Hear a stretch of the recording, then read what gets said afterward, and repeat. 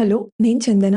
ఈరోజు ఒక టాపిక్ మాట్లాడుకోబోతున్నాం. అదేంటంటే లాస్ట్ టైమ్ బుల్లీయింగ్ వీడియో చేసినప్పుడు కామెంట్స్‌లో లక్ష్మి అనే పేరుతో వచ్చిన అకౌంట్ నుండి ఒకళ్ళు అడిగారు. ఇన్‌లాస్‌తో బుల్లీయింగ్ కూడా ఇలానే ఉంటుందా అని.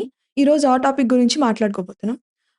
సహజంగా ఏంటంటే బుల్లీయింగ్ వీడియోలో ఆమె అడిగిందేంటంటే ఇన్‌లాస్‌తో కూడా బుల్లీయింగ్ అనే అంటారా? లేకపోతే అది సెపరేట్ వేరే ఉంటుందా అని. దానికేం చెప్పానంటే డిఫరెంట్ ఉంటుంది అని చెప్పాను. ఎందుకంటే ఇక్కడ పవర్ డైనమిక్స్ అనేది మేజర్ రోల్ ప్లే చేస్తుందనమాట. ఎందుకంటే క్లాస్ రూమ్ బుల్లీయింగ్‌లో ఎవరైతే బుల్లీ చేస్తున్నారో, ఎవరైతే బుల్లీ అవుతున్నారో వాళ్ళిద్దరూ ఈక్వల్ రేంజ్ ఉంటారు. అంటే సేమ్ క్లాస్ ఉంటారు. లేదా సేమ్ ఏజ్ గ్రూప్ ఉంటారు. ఒకవేళ ఒక 2, 3 ఏళ్ళు తేడా ఉన్నా ఇంచుమించుగా ఒకే రకమైన ఎన్వైర్న్‌మెంట్‌లో వాళ్ళుండడము, ఒకే రకమైన యాటిట్యూడ్స్ ఉండడం, ఒక దగ్గర ఆడుకోవడం ఇలా జరుగుతూ ఉంటుందనమాట. మోస్ట్‌లీ సేమ్ ఏజ్ గ్రూప్ ఉంటారు. బట్ ఇన్‌లాస్‌తో వచ్చినప్పుడు ఇష్యూ జరిగినప్పుడు ఎలా ఉంటుందంటే, సహజంగా బుల్లీయింగ్ ఎవరైతే కొత్తగా ఆహ్, గ్రూప్‌లోకి ఎంటర్ అవుతున్నారో వాళ్ళు బుల్లీయింగ్‌కి ఎక్కువ గురవుతూ ఉంటారనమాట. ఇలాంటి ఇష్యూస్ జరిగినప్పుడు ఇక్కడ ఏమవుతుందంటే ఆల్రెడీ ఒక ఫార్మ్ అయిన గ్రూప్‌లో ఎవరైతే ఒక న్యూ మెంబర్ ఎంటర్ అవుతున్నారో వాళ్ళు బుల్లీయింగ్‌కి గురయ్యాము అని ఫీల్ అవుతూ ఉంటారనమాట. ఎందుకంటే సహజంగా ఏమవుతుంది ఒక కొత్త మెంబర్ ఎంటర్ అయినప్పుడు ఈ గ్రూప్‌లో ఆల్రెడీ ఉన్న మెంబర్స్‌కి కానీ, ఎంటర్ అయిన వాళ్ళకి కానీ ఎలాంటి ఫీలింగ్ ఉంటుందంటే, మేము ఆల్రెడీ ఒక గ్రూప్. మాలోకి కొత్తగా ఒకళ్ళొచ్చారు. సో, వాళ్ళు కొంత అడ్జస్ట్ అవ్వాలి. ఈ గ్రూప్‌కి ఆల్రెడీ కొన్ని నార్మ్స్, ఒక రూల్స్ ఉన్నాయి. ఈ ఫ్యామిలీకి ఈ సిట్యుయేషన్‌లో ఫ్యామిలీలో కొన్ని రూల్స్ ఉన్నాయి. కొన్ని సెట్ ఆఫ్ కొంత వే ఆఫ్ డూయింగ్ థింగ్స్ ఉంది. దాని ప్రకారం కొత్తగా ఎవరైతే ఎంటర్ అయ్యారో వాళ్ళు ఉండాలి అని ఒక ప్రీ ఒపీనియన్ ఉంటుందన్నమాట. ఈ ఒపీనియన్ ఉండడం వల్ల ఏంటంటే వాళ్ళకి తెలియకుండానే మేము కొంత ఆల్రెడీ ఒక ఎస్టాబ్లిష్డ్ పొజిషన్‌లో ఉన్నాము. మీరు కొత్తగా వచ్చారు కాబట్టి మేము ఎస్టాబ్లిష్ చేసిన వాటికి కట్టుబడి మీరుండండి అన్న బిహేవియర్ అనేది వాళ్ళకి తెలియకుండానే చూపిస్తూ ఉంటారనమాట. ఇలాంటి క్రమంలో ఏంటంటే వీళ్ళు కొంత ఇన్ఫీరియారిటీ ఫీల్ అవుతుంటారు. కొత్తగా ఉన్నట్టు చూస్తున్నారు. ప్లస్ వీళ్ళు కొత్తగానే ఎంటర్ అయ్యారు కాబట్టి భయం ఉంటుంది. ఈ భయం ఫస్ట్ ఉంటుంది అని ఫస్ట్ అర్థం జేసుకోవాలి. ఎందుకంటే భయం ఉంటుందనే విషయమే తెలియకపోతే దాన్ని ప్రాపర్‌గా డీల్ చేయలేకపోతామనమాట. ఈ భయంగా వీళ్ళు ఎంటర్ అయినప్పుడేంటంటే సహజంగా బుల్లీ జరుగుతున్నప్పుడు ఎలా ఉంటుంది ఫర్ ఎగ్జాంపుల్ ఒక సినారియో తీసుకుంటే ఇప్పుడు మదర్ ఇన్ లా కానీ, లేకపోతే ఫాదర్ ఇన్ లా కానీ, లేకపోతే సిస్టర్ ఇన్ లా వీళ్ళు ఎవరైనా బుల్లీ చేస్తున్నప్పుడు ఈ కొత్తగా ఎంటర్ అయిన పర్సన్‌ని ఈవెన్ ఇది మేల్ అవ్వచ్చు లేదా ఫీమేల్ అవ్వచ్చు. ఈ ఎవరైతే ఫ్యామిలీలో కొత్తగా వచ్చారో వాళ్ళని బుల్లీ చేస్తున్నప్పుడు ఏమవుతుందంటే సహజంగా వీళ్ళేమనుకుంటారు, మేము ఇది ఇక్కడ నార్మల్. మేము ఇట్లా మాట్లాడతాము. మేము ఫస్ట్ కొత్తగా వచ్చినప్పుడు ఇలానే మమ్మల్ని బుల్లీ చేశారు. మమ్మల్ని బుల్లీ చేసినప్పుడు మేము టాలరేట్ చేశాం కదా! మీరెందుకు చేయరు? ఎందుకు రిటాలియేట్ అవుతున్నారు? అన్నట్టు వాళ్ళొక ఎక్స్‌ప్రెషన్ వాళ్ళు ఫీల్ అవుతూ ఉంటారనమాట. వాళ్ళ బిహేవియర్ కూడా అదే ప్రొజెక్ట్ చేస్తూ ఉంటారు. ఇలా ఉన్నప్పుడేంటంటే సహజంగా ఏంటి ఒక్కొక్క వ్యక్తికి ఒక్కొక్క విధమైన ఆలోచన విధానం ఉంటుంది. వాళ్ళ టాలరెన్స్ ఒకలా ఉంటుంది. పెయిన్‌ని తీసుకోగలిగే మనస్తత్వం డిఫరెంట్ ఉంటుంది. ఇలా డిఫరెంట్ ఉండడం వల్లేంటంటే, వీళ్ళేమనుకుంటారు అందరూ అదే స్థాయిలో ఉంటారు. మేము తీసుకున్నాం కాబట్టి, వీళ్ళు దీన్ని తీసుకోగలుగుతారు అని అనుకుంటారు. బట్ ఇక్కడ అలా జరగదనమాట. వీళ్ళు దాన్ని హైలో సఫర్ అవ్వడము, లేదంటే బాధపడటము అనేది జరుగుతూ ఉంటుంది. అండ్ దాంతో పాటు ఇక్కడ ఏ వ్యక్తి అయితే బుల్లీ అవుతున్నారో, వాళ్ళకి ఫస్ట్ ఏమవుతుందంటే ఒక కాన్‌ఫ్లిక్ట్ అరైజ్ అవుతుంది. అదేంటంటే, నేను వీళ్ళని చాలా ప్రేమిస్తున్నాను. వీళ్ళని నా ఫ్యామిలీ అనుకుంటున్నాను. అలా అనుకుంటున్నప్పుడు, వీళ్ళెందుకు నన్నిలా బుల్లీ చేస్తున్నారు? సో, ఇప్పుడు నేను వీళ్ళని బుల్లీస్‌లా చూడాలా? లేకపోతే నా ఫ్యామిలీలా చూడాలా? అన్న ఒక డైలమా అనేది ఎవరైతే బుల్లీయింగ్‌కి గురవుతున్నారో, వాళ్ళకి కాన్స్టెంట్‌గా రన్ అవుతూ ఉంటుందనమాట. వాళ్ళకర్థం కాదు. వీళ్ళని ఎలా ట్రీట్ చేయాలి? ఇప్పుడు బయట ఎవరన్నా బుల్లీ చేశారు. బుల్లీ చేసినప్పుడు ఏం జేస్తారు? వీళ్ళని బుల్లీ చేస్తున్నారు. సో, వీళ్ళని ఇలా హ్యాండిల్ చేయాలి. వాళ్ళని బుల్లీస్‌గానే లేబుల్ చేసి అలానే చూస్తారు. అలా కాకుండా మనం ఫ్యామిలీ లేదా ఫ్రెండ్స్‌గా బాగా క్లోజ్‌గా ఫీల్ అవుతున్న వ్యక్తులతో జరిగినప్పుడు, వీళ్ళు ఇలా బిహేవ్ చేస్తున్నారు అంటే, ఇప్పుడు వీళ్ళని ఎలా చూడాలి నేను? వీళ్ళతో బయట వాళ్ళతో డీల్ చేసినట్టు డీల్ చేయాలా? లేకపోతే నాకు కొంత వీళ్ళ పట్ల ప్రేమ ఉంది కాబట్టి, వీళ్ళని నేను వేరే విధంగా టాలరేట్ చేస్తూ నేనిది బేర్ చేస్తూ భరించాలా? అనేది ఫస్ట్ ఈ ఇండివిడ్యుయల్‌కి అర్థం కాదనమాట.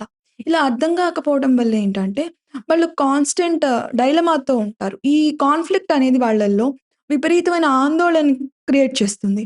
ఈ ఆందోళనని వాళ్ళు డిసైడ్ చేసుకోలేకపోతారనమాట. అండ్ ఇంకొకటేంటంటే, ఈ ఫ్యామిలీతో కాన్‌ఫ్లిక్ట్ వచ్చినప్పుడు ఇది సహజంగా ఏంటంటే లాంగ్ రన్ ఉంటుంది. ఇప్పుడు స్కూల్‌లో కాన్‌ఫ్లిక్ట్ వస్తే, స్కూల్ నుంచి మనం మారొచ్చు. లేదా అక్కడ కంప్లెయింట్ చేసినప్పుడు వెంటనే అథారిటీస్ ఎవరైతే ఉంటారో టీచర్స్ కానీ, లేకపోతే క్లాస్ లీడరో ఎవరో ఒకళ్ళు ప్రిన్సిపల్ గాని వచ్చి దాన్ని హ్యాండిల్ చేస్తారు. బట్ ఇక్కడ ఫ్యామిలీలో లేదా ఇన్‌లాస్‌తో లేదా జరిగినప్పుడు ఎలా ఉంటుందంటే, ఈ ఇండివిడ్యువల్ ఎవరికి కంప్లెయింట్ చేయాలి? సహజంగా ఎవరికి చేస్తుంటారు? లైఫ్ పార్ట్నర్‌తో షేర్ చేసుకుంటారనమాట. బట్ మోస్ట్ ఆఫ్ ద సిట్యుయేషన్స్‌లో ఏమవుతుందంటే, వీళ్ళు ఈ స్పౌస్ ఎవరైతే ఉన్నారో వాళ్ళు న్యూట్రల్ పేస్ అనేది మెయింటైన్ చేస్తారు. న్యూట్రల్‌గా ఉంటారనమాట. వీళ్ళ వైపు మాట్లాడరు, వాళ్ళ వైపు మాట్లాడరు. ఎక్కడ ఏం మాట్లాడితే ఇష్యూ పెద్దదవుతుందేమో, ఇష్యూని తక్కువ చేద్దాము, ఇష్యూ కాన్‌ఫ్లిక్ట్‌ని తగ్గిద్దాము అన్న ఇంటెన్షన్‌తో వాళ్ళు మాట్లాడకుండా ఉంటారు. అలాంటి సిట్యుయేషన్‌లో ఏంటంటే, ఈ ఇబ్బందికి ఎవరైతే బుల్లీయింగ్‌కి గురవుతున్నారో వాళ్ళు, నేను వీళ్ళకి చెప్తే వీళ్ళు నాతో ఆ! వీళ్ళతో నేను షేర్ చేసుకున్నప్పుడు వీళ్ళు ఒక న్యూట్రల్ టోన్ మెయింటైన్ చేస్తున్నారు కాబట్టి, వీళ్ళని నేను నమ్మచ్చా లేదా అన్న కాన్‌ఫ్లిక్ట్ ఇంకా అరైజ్ అవుతుంది. అంటే ఈ సిట్యుయేషన్ వచ్చినప్పుడే వీళ్ళు నా ఫ్యామిలీ అనుకున్నాను అన్నది ఒక కాన్‌ఫ్లిక్ట్ వచ్చింది. ఇక్కడ సెకండరీ కాన్‌ఫ్లిక్ట్ ఏమవుతుంది? ఇప్పుడు ఏ మనిషినైతే నేను మ్యారేజ్ చేసుకొని లేదా ఎంటర్ అయ్యానో, వీళ్ళు నా తరపున నిలబడట్లేదు.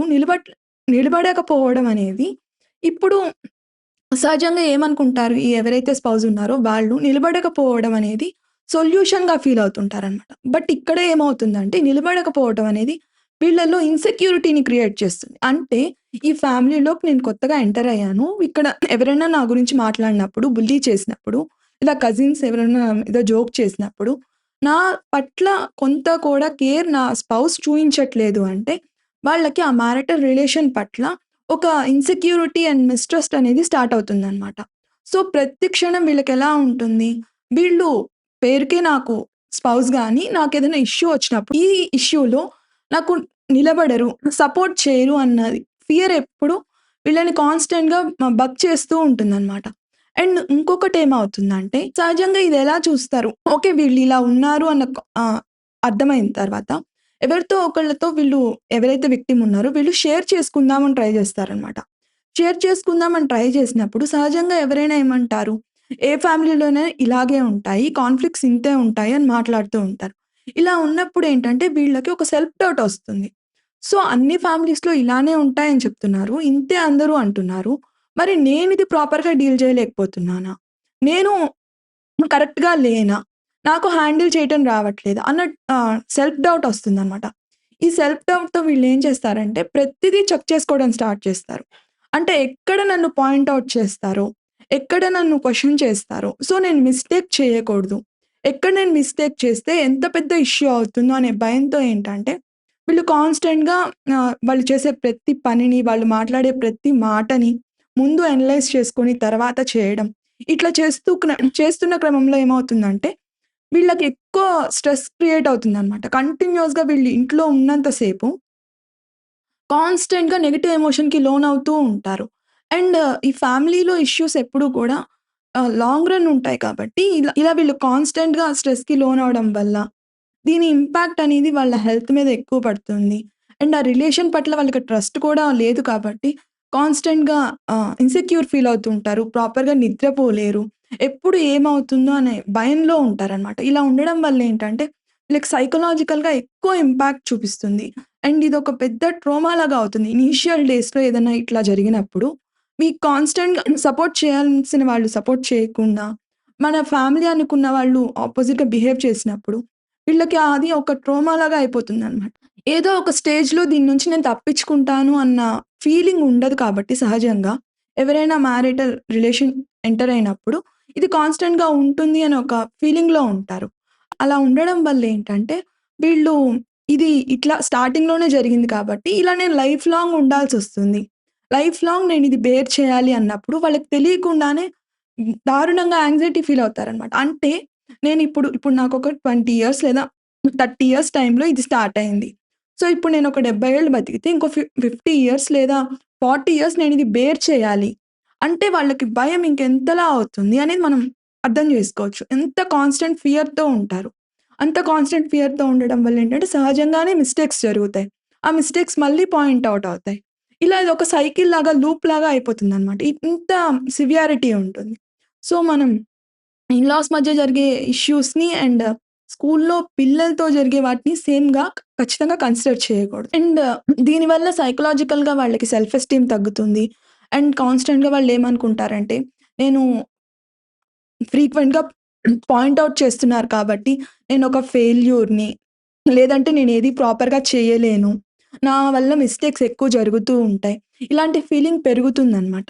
నాట్ ఓన్లీ ఇది ఇన్‌లాస్‌తోనే కాదు. మనం ఎక్కడన్నా ఉన్నప్పుడు ఎవరైనా కాన్స్టెంట్‌గా మాట్లాడుతున్నప్పుడు, టార్గెట్ అవుతున్నప్పుడు ఆ ఫియర్ వీళ్ళకి ఎక్కువగా ఉంటుంది. ఈ ఫియర్‌లో ఏంటంటే ఎక్కువ మిస్టేక్స్ చేస్తుంటారు. అది కరెక్ట్ చేసుకోవాలన్నా కూడా వాళ్ళకి భయం బాగా ఎక్కువవుతుందనమాట. అంటే నేనిది కరెక్ట్ చేసుకోవాలని ట్రై జేస్తున్నాను అంటే, నేను ఆల్రెడీ మిస్టేక్ చేశానేమో. అంటే కరెక్ట్ చేసుకోడానికి కూడా వీళ్ళు ధైర్యం చూయించలేని పరిస్థితికి కూడా ఒక్కొక్కసారి వెళ్తూ ఉంటారు.